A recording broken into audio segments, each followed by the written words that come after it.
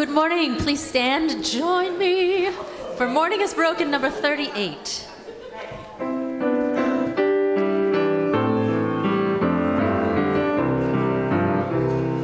Morning has broken like the first morning. Blackbird has spoken like the first bird.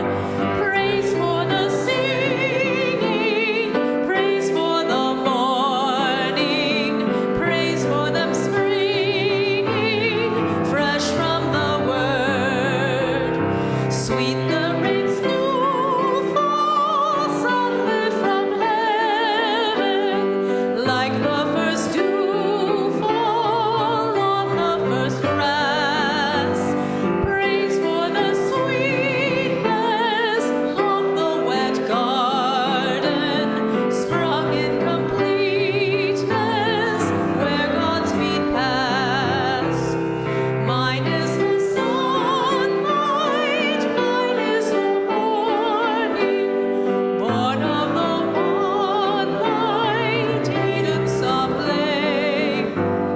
Praise with elation, praise every morning, God's recreation of the new day.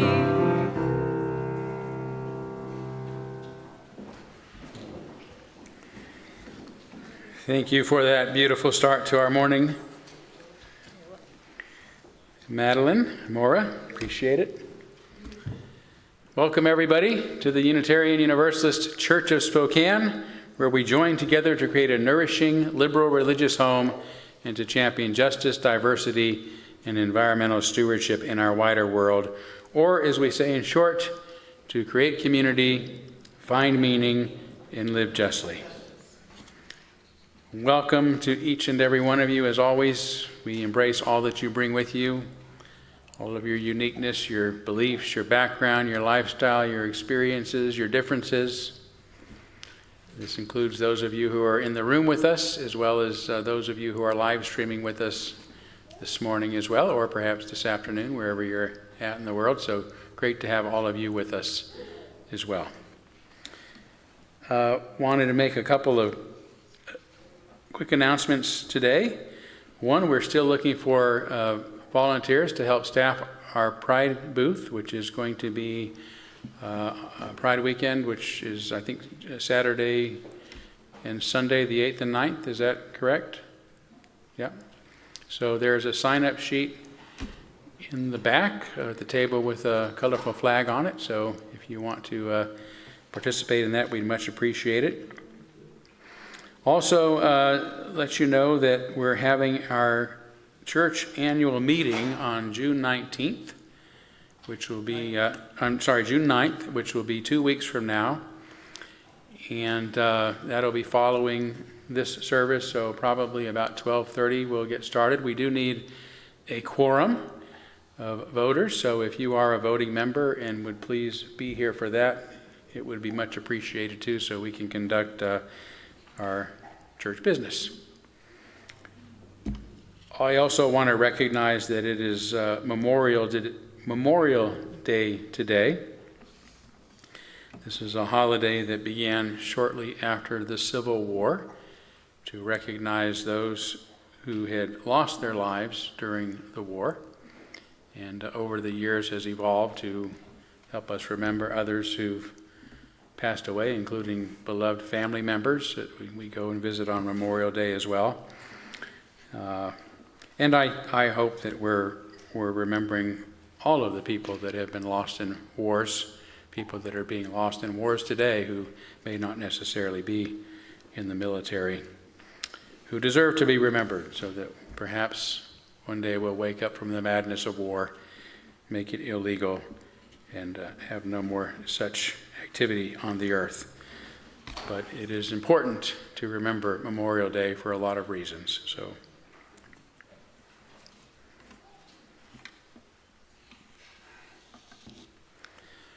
let's take a moment now to greet one another. You can do so by moving about the room if you'd like, or if you're live streaming, send somebody a text. I got one from somebody earlier this morning.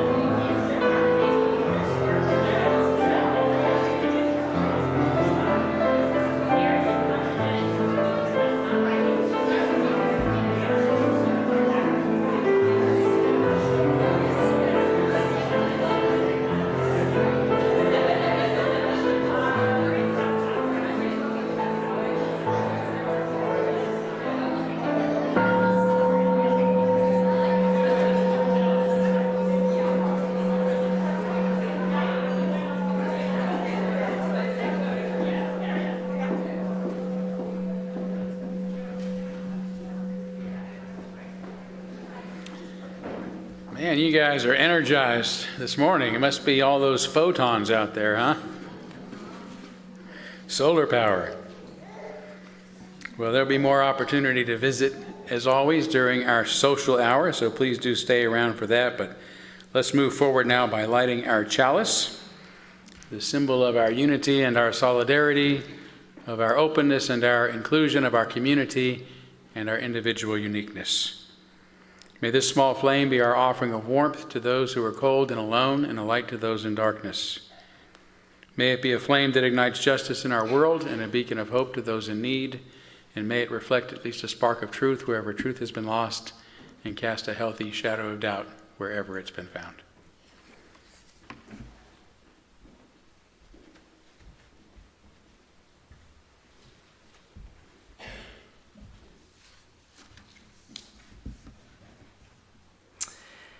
For our opening reflection, I offer the words of transcendentalist, philosopher, author, and Unitarian Henry David Thoreau, who, in his book Civil Disobedience, wrote of responding to an injustice. If the injustice is part of the necessary friction of the machine of government, let it go, let it go. Perchance it will wear smooth. Certainly the machine will wear out. But if it is of such a nature that it requires you to be the agent of injustice to another, then I say, break the law. Let your life be a counter-friction to stop the machine. What I have to see, at any rate, is that I do not lend myself to the wrong which I condemn.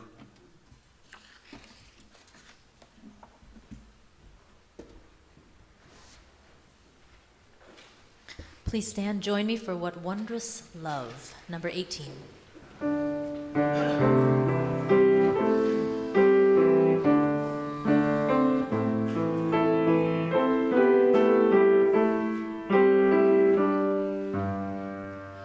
What wondrous love is this, oh my soul, oh my soul. What wondrous love is this, oh my soul.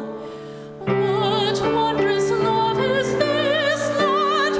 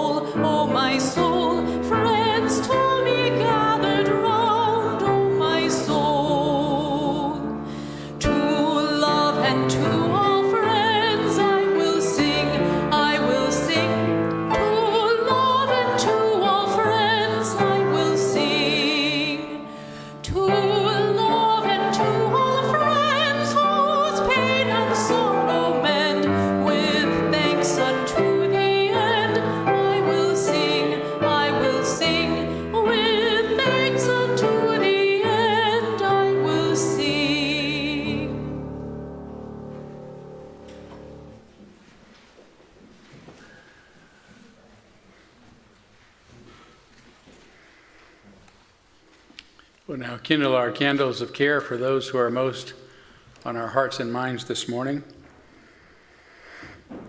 We begin on behalf of the people of Ukraine and that part of the world who are being impacted by the war and violence there, as well as the people of Israel and the Palestinian people who are being impacted by the horrible violence going on there, particularly our brothers and sisters in Gaza.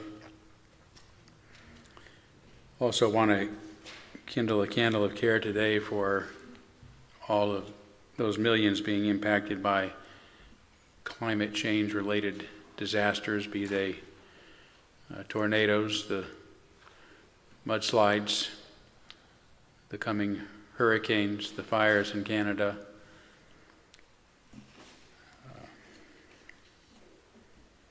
Difficult times for a lot of people on our planet, people in species both, so we keep a candle lit, reflecting our concern and compassions. Let's take a moment of silence on behalf of others that you might be thinking of, and as always, you're welcome to name them aloud at this time if you'd like.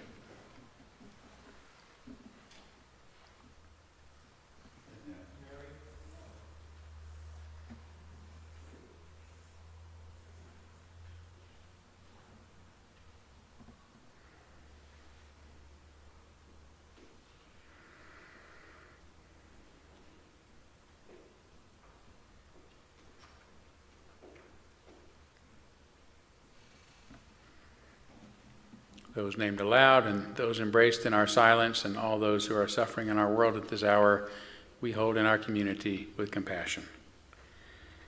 And we now gratefully give and receive this morning's offering, which helps sustain this community and our mission to the larger world.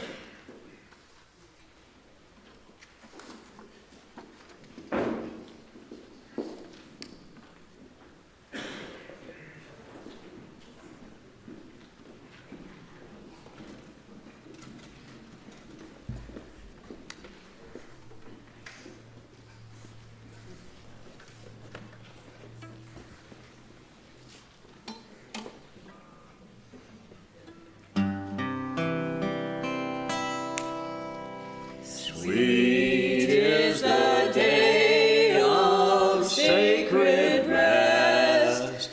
No mortal care shall seize my breast. Oh, may my heart in tune be found, like David's harp of solemn sound. Oh, may my heart in tune be found, like David's harp of solemn sound.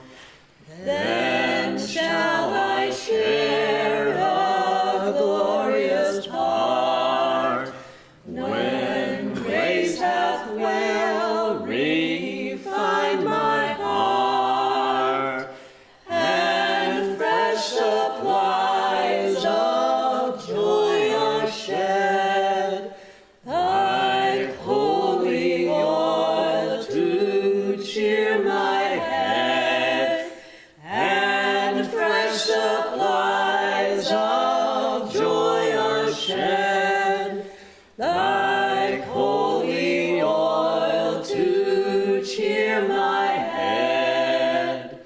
Then shall I see and hear and know all I desire and wish below, and every power find sweet employment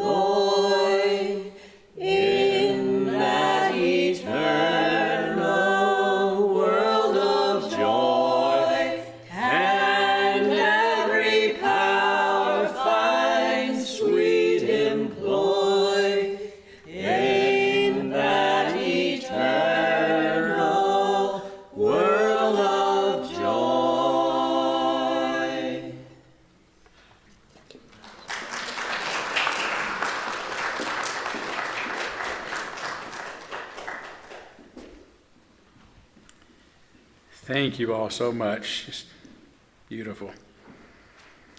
It is now time for our story for all ages. If anybody wants to come forward of any age, are you going to be the lone wolf? Oh, you guys aren't coming forward today? Okay, that's all right. I appreciate your courage. Of course, you're an actor anyway, aren't you? You've been in some stage plays, so you don't mind being in front of an audience. Just not today. Well, that's all right. But I'm glad you came forward, and you can sit wherever you want. Let's see who's come with us today. Oh my gosh, look who it is.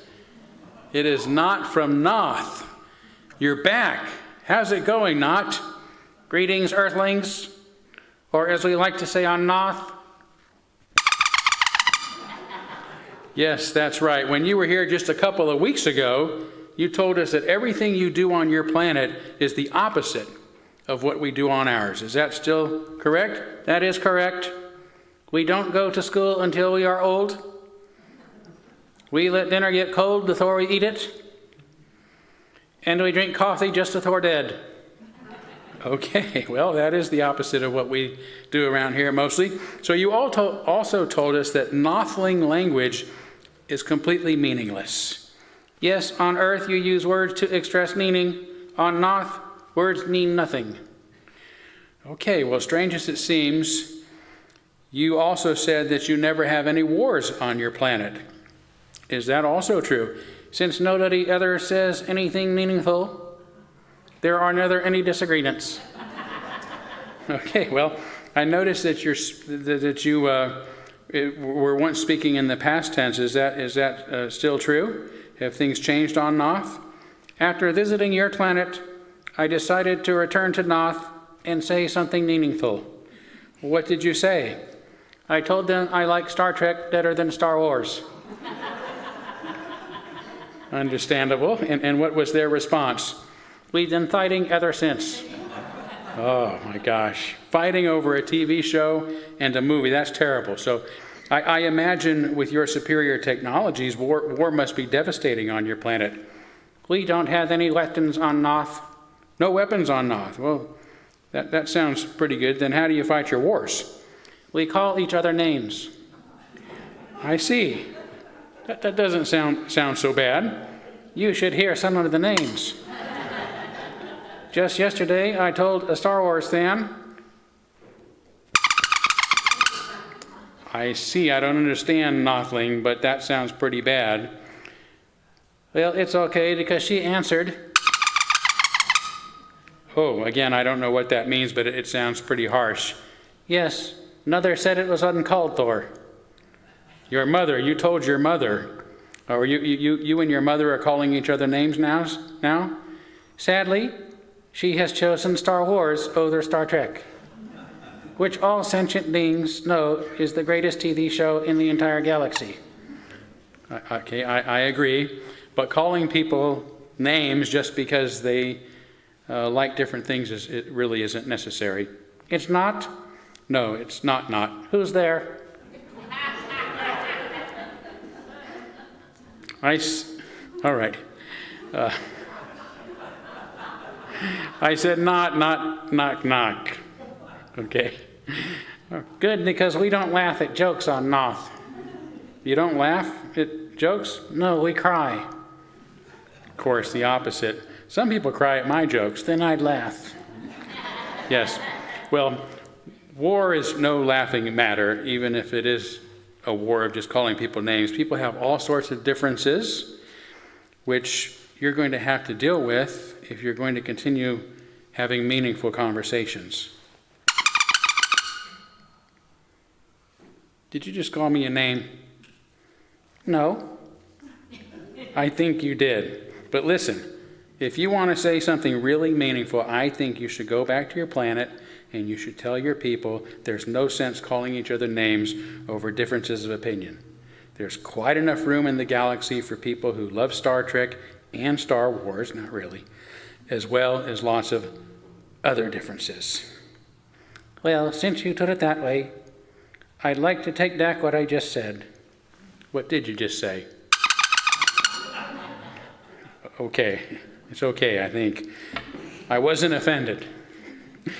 But now I want you to please go back to Noth and make peace. After all, I feel like I'm a little bit responsible for the war since I was the one who encouraged you to start saying meaningful things. Yes, Naitito blame you for it. They blame me for it? Yes, they call you a... Whoa, watch your language. We'll see you next time, Noth.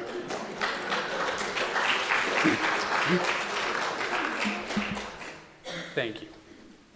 Oh, yeah, we're going to sing our children to Go now in peace, go now in peace. May the spirit of love surround you everywhere, everywhere you may go.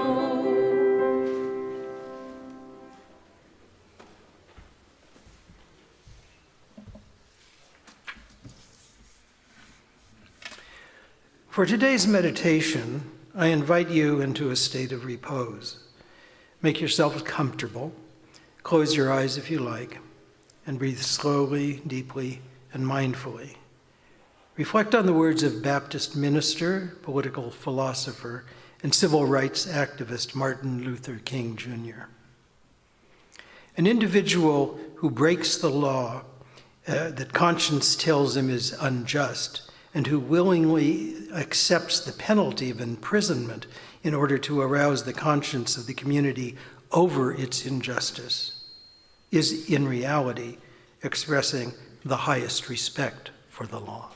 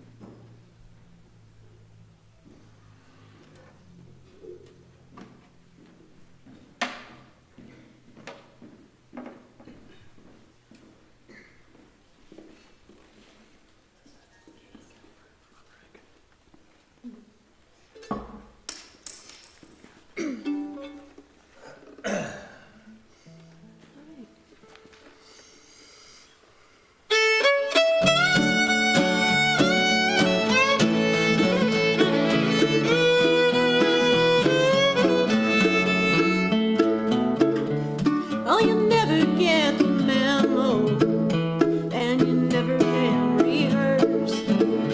You can make it through the bad times, but it always might get worse. And a stranger's smile just might get you through the day. Don't put your light under a bushel basket. Don't keep good news all to yourself. When your brain is full, you're bound to pass it. You gotta let it shine.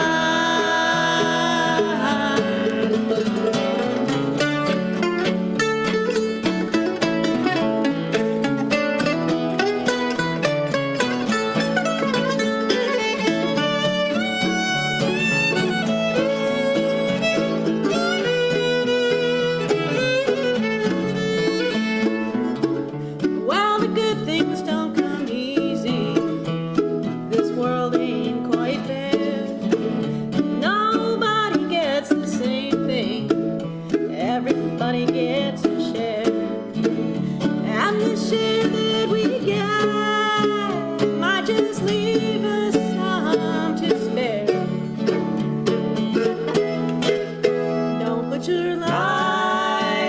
a bushel basket.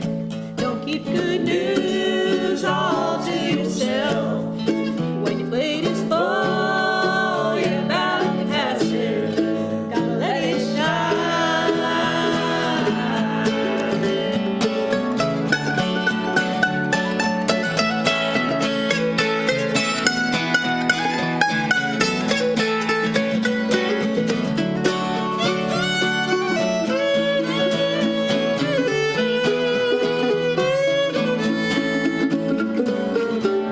Well, it's always raining somewhere, and today I guess it's here.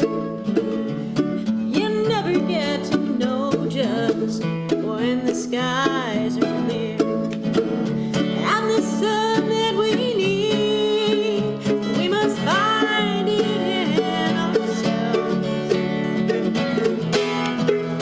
Don't put your light under a bushel basket. Don't keep good news all to yourself. When your plate is full, you're bound to pass it. Gotta let it shine. Put your light under a bushel basket. Don't keep good news all to yourself. When your plate is full, you're bound to pass it. Gotta let it shine.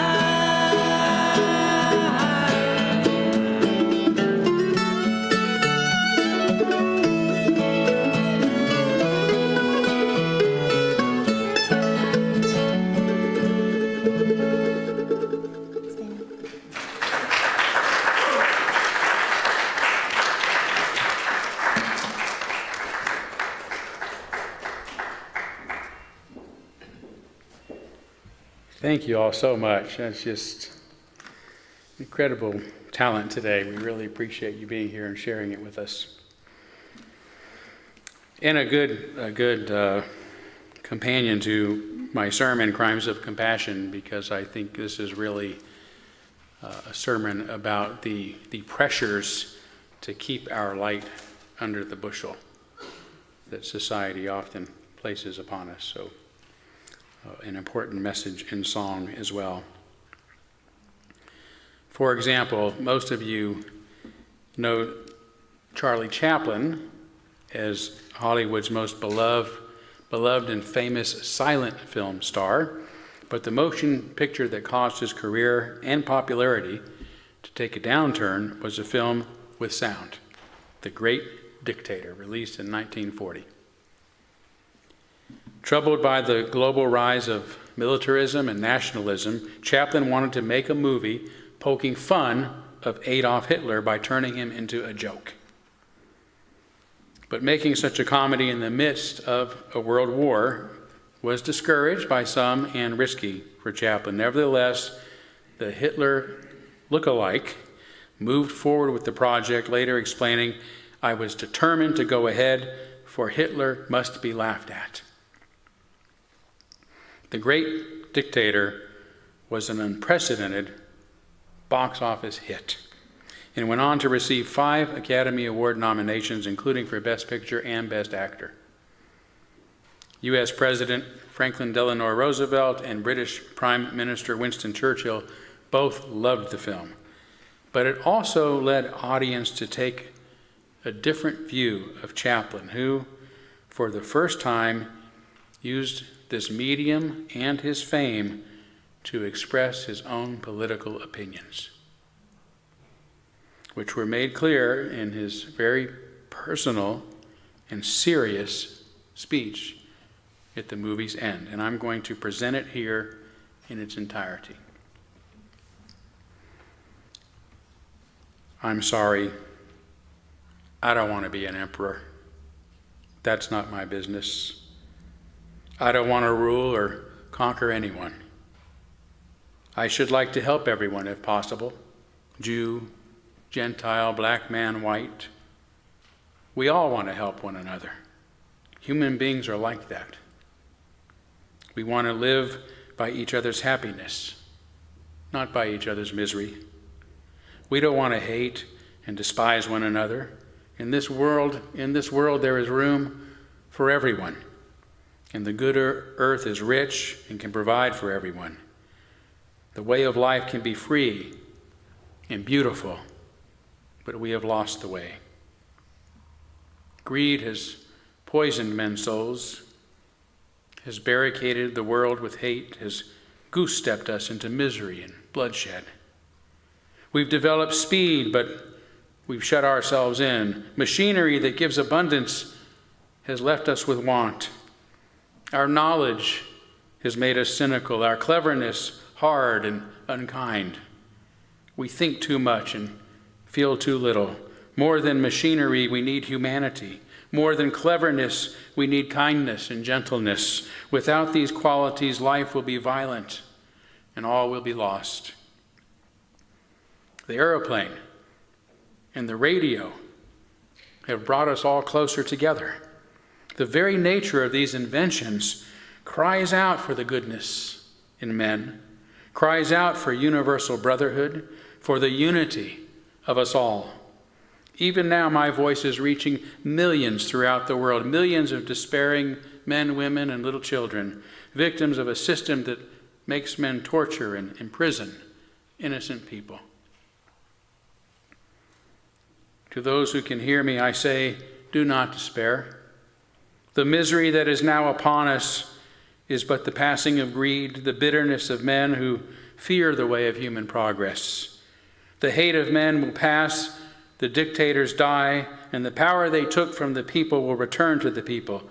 And so long as men die, liberty will never perish.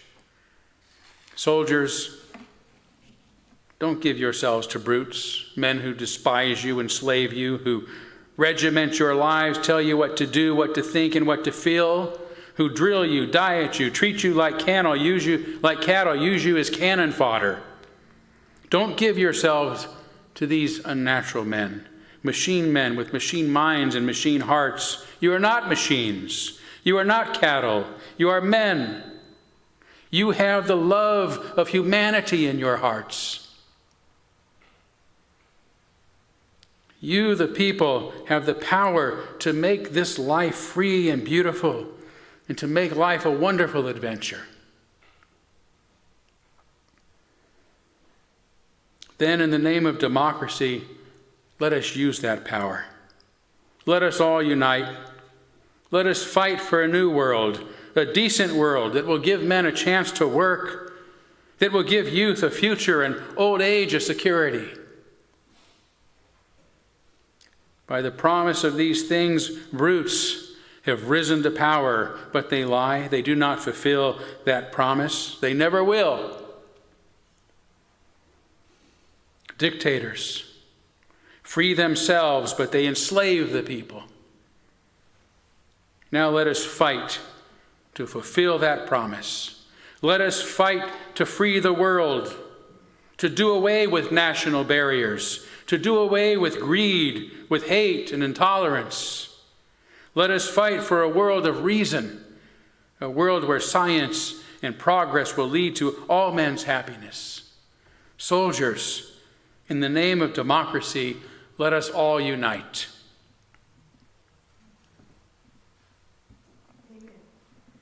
Amen.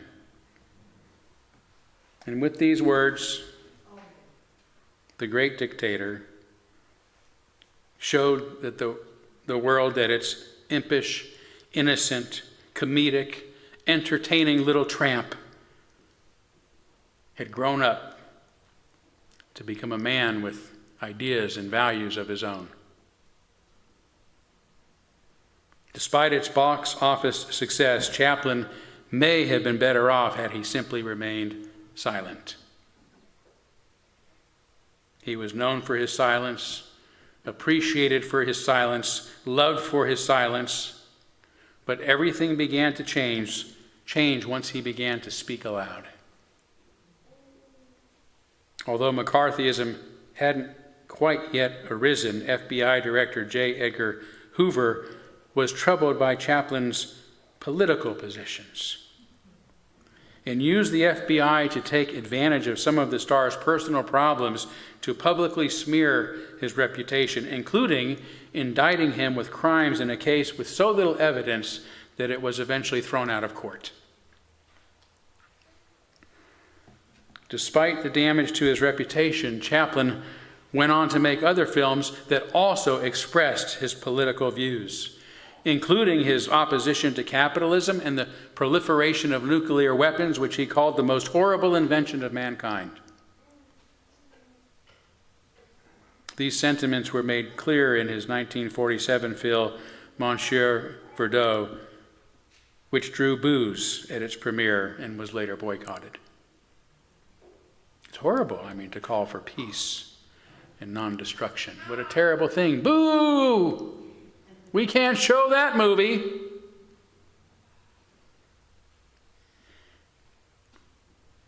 By then, McCarthyism was in full force, and Chaplin was accused of being a communist, charges which he denied, although he did support groups promoting Soviet and American friendships. Ooh.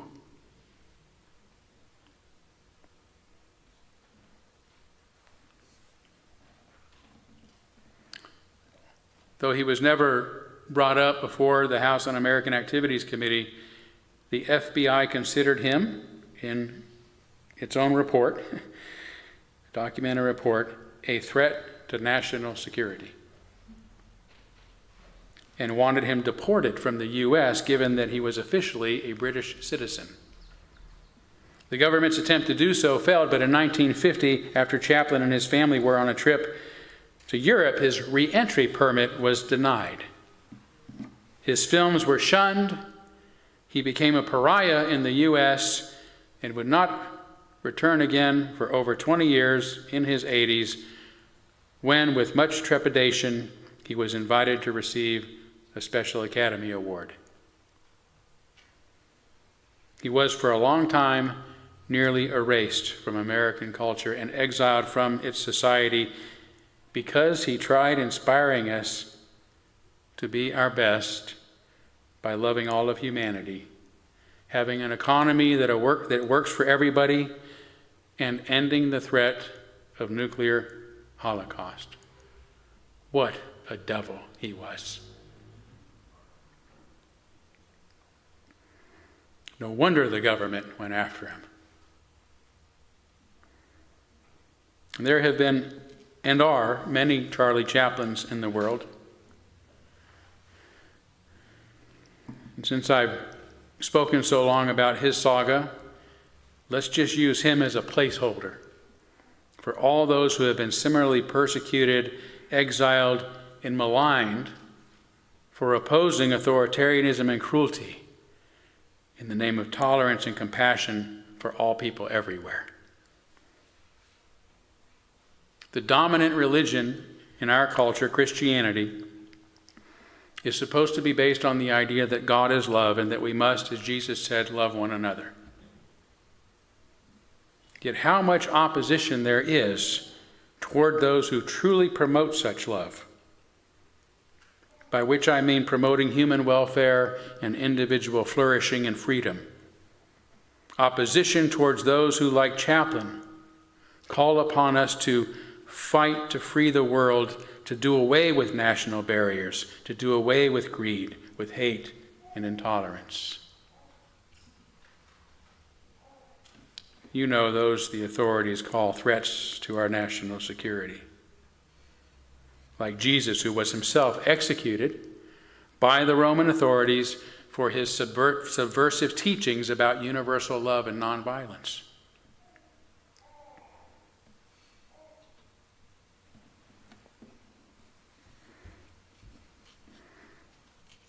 I often say we're not a Christian nation. I wish we were.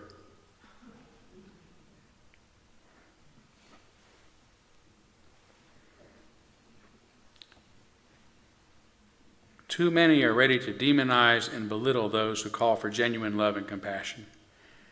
They give us derogatory names like bleeding hearts, lefties, tree huggers, even queer, for choosing to love whomever we want rather than only those society says we can. Sometimes they even accuse us and try us for crimes calling us traitors and sympathizers. Sympathizers. Sympathy. Simply for, again, doing as Jesus instructed, loving our enemies, calling us slurs over the centuries like Indian lover, N lover, race traitor. How can we become a just and compassionate society when we are taught that love and sympathy are betrayals, perversions, crimes?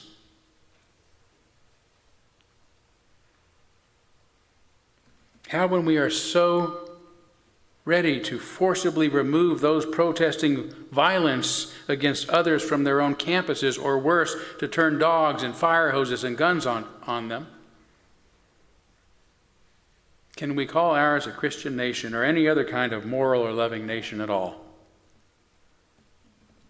Today, even as we witness the unmitigated and indiscriminate killing and torment of thousands of innocent civilians in Gaza, we resort to name-calling, demonization, and criminalization of those who refuse to turn such horror into a silent picture. Anti-Semitic, terrorist, pro-Hamas, or even the mildest of accusations, pro-Palestinians. Pro-Palestinian. What a sin. What an evil. Some individuals among these thousands of passionate demonstrators may say things that make us cringe and that all of us should rightly disagree with, but as a whole, what they are is pro-human and truly pro-life. Truly pro-life. Truly pro-life. And that is their crime. I'm not referring to the narrowly focused definition of pro-life held by those on the far right who like to disguise and compensate for their disdain of life by dressing up as champions of unborn people while ignoring and even justifying violence and injustice against the living. If they really cared, we would have some serious gun control changes in this country.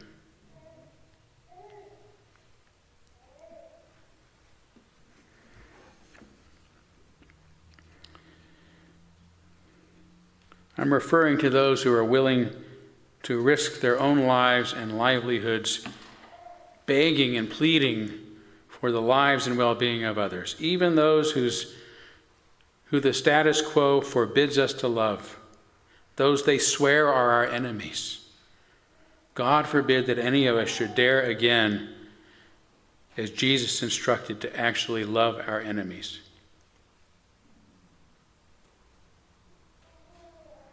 And again, love is not a sentiment. It's not a feeling of affection. It is just not wanting those individuals to suffer and not doing something to make them suffer. Caring, just wanting people to be able to unfold. I mean, I think about, one person in this country running for president who I find personally disgusting. I don't want him to suffer. I want him to fully unfold as a human being. Wouldn't that be wonderful? To realize his powers of empathy and compassion. To realize his connection to everyone. That's love. It's not a feeling. It's a way of being. And I don't mean to myself demonize those who demonstrate such hypocrisy. It's not intentional on their part. They feel certain that their opinions are right and that those who oppose them must be wrong. And they equate the notions of being right with being righteous and wrong with being unrighteous. And the righteous are always justified in doing whatever they must, whatever they can, to stamp out evil. Or so they believe. And everybody wants to be right. Everybody thinks we are right. I think I'm right. And from an evolutionary perspective, this is probably because, like most animals, we are wired to avoid risk. Being wrong can get us killed, especially in our primitive human state, when we were dealing with real predation. Making the wrong decision could get us killed. So the probability of staying alive, at least instinctively to this day, goes up if we repeat behaviors that haven't gotten us killed so far. All creatures are thus creatures of habit. It is their habits, their instinctive and repetitive behaviors that largely define what a species is. These habits are biologically reinforced, at least in many creatures, including humans, with dopamine. That's a neurotransmitter that causes us to feel good. Repetition feels good. As a 2015 National Institute of Health article explains, dopamine plays a vital role in reward and movement regulation in the brain. Right? I mean, movement regulation. We're rewarded for which direction we head with the feeling of pleasure. It's analogous to the reins on a horse or a horse-drawn carriage unconsciously guiding a species in the safest direction. The definition of safety in this case being based on the probability that repeating behaviors that haven't gotten us killed so far are the safest bet. Right? There's still a chance there that it's a really bad move, but so far it's worked, so let's not try anything new.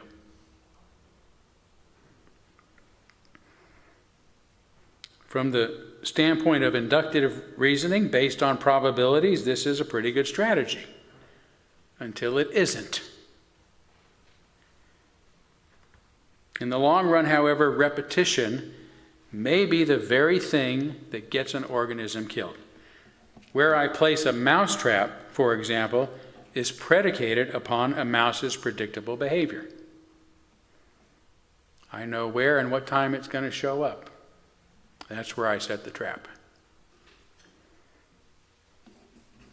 A humane trap, by the way. Catch and release in somebody else's backyard.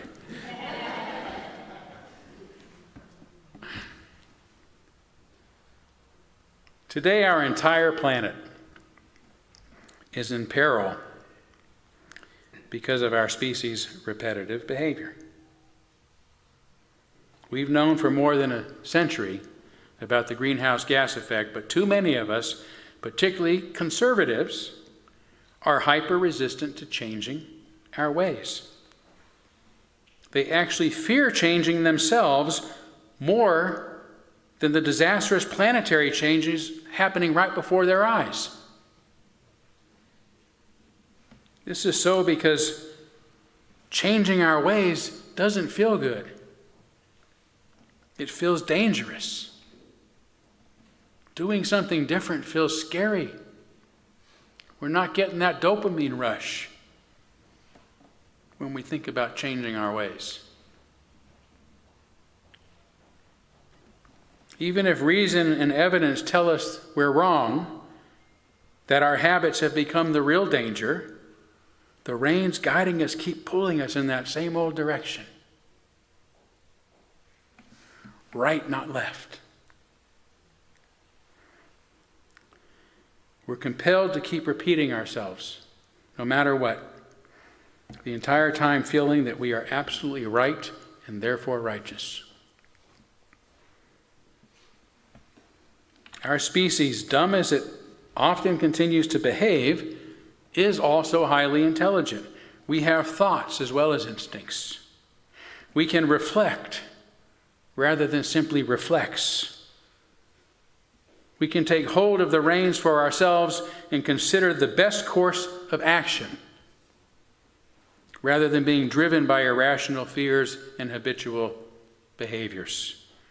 As that NIH article further explains, in the reward pathway, the production of dopamine takes place in the ventral tegmental area in nerve cell bodies. From there, it is released into the nucleus accumbens and prefrontal cortex. In layman's terms, and I'm a layman, this pleasant neurotransmitter begins in the same area of the brain, again responsible for pleasure, reward, and addiction, and that is directed to the larger part of our human brain, the prefrontal cortex. In short, feeling right goes straight to our heads. When it does, executive function, empathy get dismissed because we become addicted not only to particular behaviors, but addicted to our repetitive thoughts and beliefs and ideas. That's why we cling to ideas and fight over ideas. Just as if these ideological habits were habitat. And this is true of us all, particularly so of conservatives. I'm not picking on conservatives, but that's what the word means, to be conservative in how we move forward. Who take pride in their stubborn unwillingness to change their ways. And which again is why they are conservatives. They're proud of clinging to the ways of the past because, again, believing we are right feels really good. Another way to look at it is that evolution has improved our chances of survival by getting us hooked on repetition. As biologist Rupert Sheldrake once said, things are the way they are because they were the way they were. Things are the way they are because they were the way they were. That's how we develop neural pathways, repeating the same thoughts or behaviors or experiences over and over, causing neural pathways, the same way we beat a path into the ground, by continually walking in that same direction.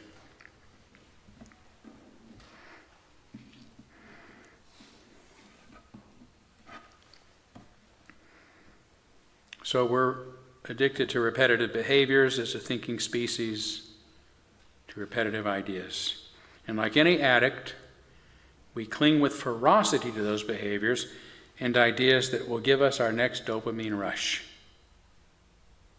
make us feel really good. You ever know somebody who knows all the answers, the know-it-alls? They can't wait to talk to you because they got to get it out, right? It just feels so good. I'm right. I got to share this with you, this truth. I know it all. Oh, that feels good. Thank goodness there's none of those around here.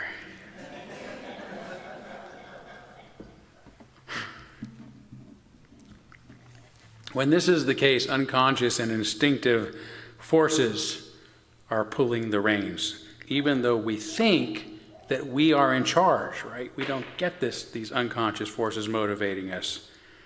We think that we're doing what we determine and believing what we choose, what really makes sense. And anyone who says otherwise, suggesting that there are better ways and other truths, becomes a threat that must be eliminated. Like unconscious cells, our society collectively attacks this threat by attacking new or different ideas as if it were fending off a virus of the mind, it's even been called. But I'm not explaining all of this today to make a case for greater tolerance in the world, as important as tolerance is. The point of today's sermon is not about being more open-minded, but about how collectively threatened we feel by those reminding us of what we should already know, that we must be compassionate toward others. That, as Chaplain said, we don't want to hate and despise one another. In this room there is world there is room for everyone. Jew, Gentile, black man, white, along with Palestinians and Ukrainians and liberals and conservatives and criminals and outcasts. And anyone else we self-righteously determine is the evil other. Everybody deserves dignity but them.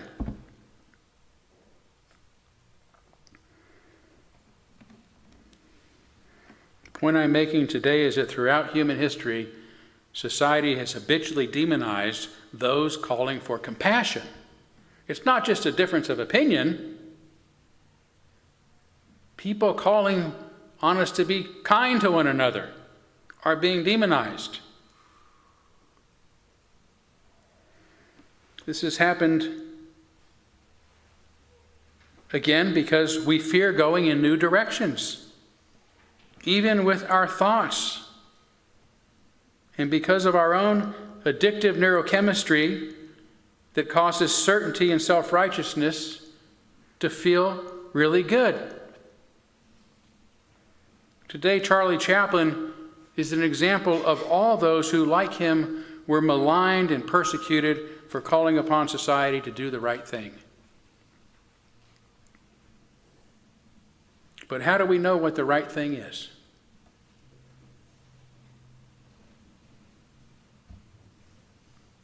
We don't. We don't. Oh, no questions.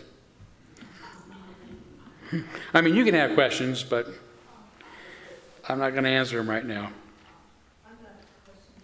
Oh, okay. I thought you were going to ask a question. Okay.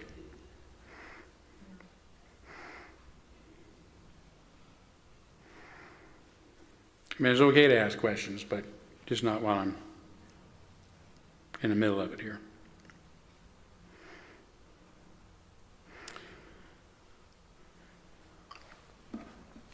The truth is we don't know what is right, not with certainty.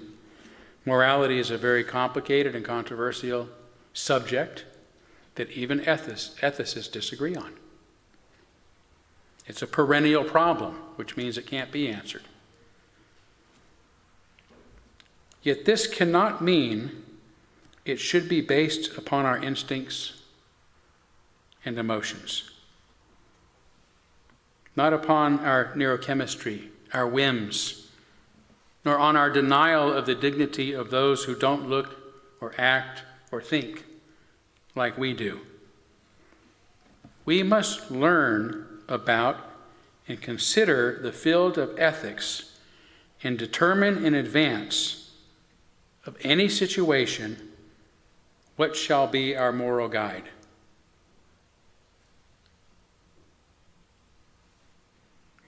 If you haven't done that yet, if you're not able to articulate your ethic and why, and argue for that ethic, why you think that's the best ethic,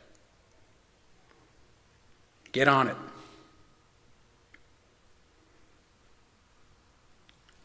And in so doing, we wrest the reins from our ancient biology and give it to our prefrontal cortex, where again our executive function and empathy are in charge. Where executive function and empathy are making our decisions for us. Moral behavior must be reflective, not reflexive. It must be broad, not narrow. It must be selfless, not selfish.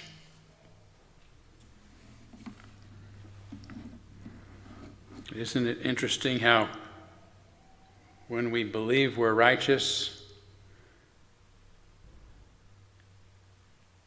whatever righteous cause we're fighting for happens to be good for us? Right? We don't fight for the right thing if it's wrong, if it's going to be wrong for us, right? Just coincidentally, I happen to be on the right side of things, and it's going to benefit me. That's instinctive thinking. For me, as I have often said, morality ought to be rooted in human flourishing and individual unfolding. This is what we call the humanistic ethic. First expressed by Immanuel Kant during the Enlightenment as never treat others as a means to your ends, but as an end within themselves. That was the categorical imperative as it was first expressed. Then it was revamped during the French Revolution as the inherent worth and dignity of every person. The inherent worth and dignity of every person, and articulated again in the 20th century by my favorite, Erich Fromm, who said, "The principle that good is what is good for humanity and evil is what is detrimental to humanity, the sole criterion of ethical value being human welfare, and that the unfolding and growth of every person should be the aim of all social and political activities." That's a mouthful, but... And by the way, this is not anthropocentric, it's humanistic. It recognizes our relations not only to others, but to the earth and to other beings.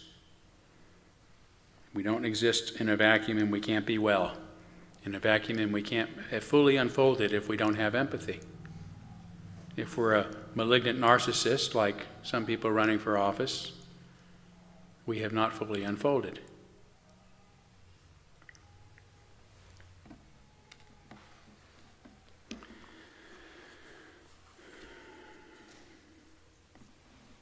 Charlie Chaplin put it even more simply when he reminded us that you have the love of humanity in your hearts. That love is the humanistic ethic. And this is what ought to motivate our actions rather than, as he also said, the bitterness of those who fear human progress. I've also mentioned the sayings of Jesus, whose ethic was also clearly humanistic. Love one another, including our enemies. And that's a lot easier said than done, which is why a man whose good news proclaimed that we are all God's children, including especially those who have been outcast and demonized, was soon worshipped. The narrative was flipped, and he was soon worshipped as God's only child. Right? He taught that we're all God's children, and he was worshipped as God's only child. How convenient.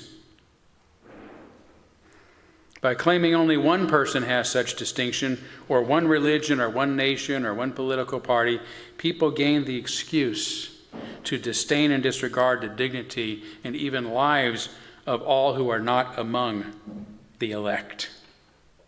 The elect religion, nation, party, especially those who dare to remind us of what is truly righteous, compassion and care for all of humanity, and of what is truly real, the universal brotherhood and sisterhood of people everywhere, not the imaginary borders and boundaries we draw and erect that keep us segregated and apart.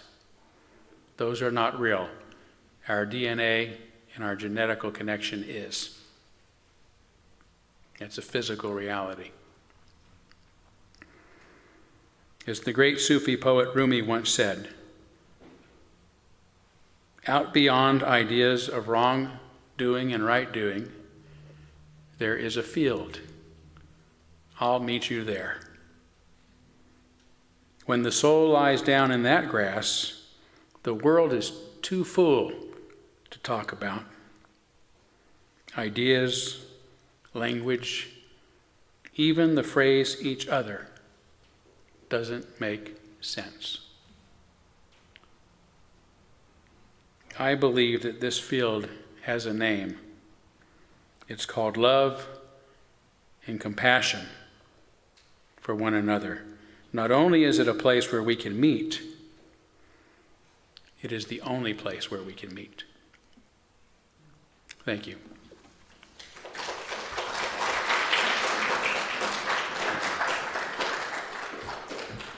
I saw a couple hands up. I'll take them in the receiving line, okay? Good. Thank you. Thanks. Please stand. Join me for our last hymn, When Our Heart is in a Holy Place, number 1008.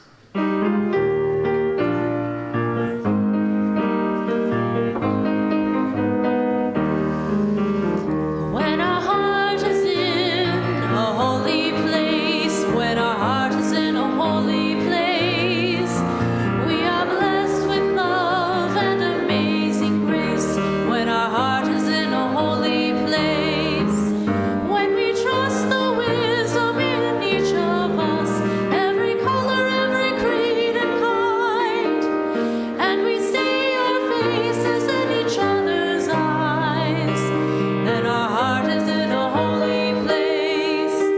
When our heart is in a holy place, when our heart is in a holy place, we are blessed with love and amazing grace. When our heart is in a holy place, when we tell our story from deep inside, and we listen with a loving mind, and we hear our voices in each other's words, then our heart is in a holy place. When our heart is in a holy place, when our heart is in a holy place, we are blessed with love and amazing grace.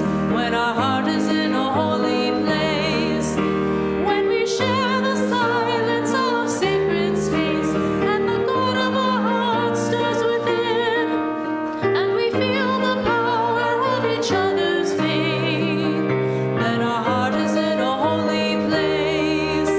When our heart is in a holy place, when our heart is in a holy place, we are blessed with love and amazing grace. When our heart is in a holy place, when our heart is in a holy place.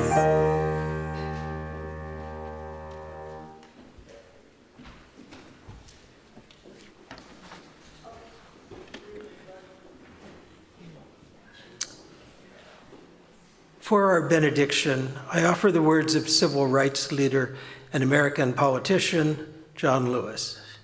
Speak up, speak out, get in the way, get in good trouble, necessary trouble, and help redeem the soul of America. Amen, blessed be, salam alaikum, and shalom.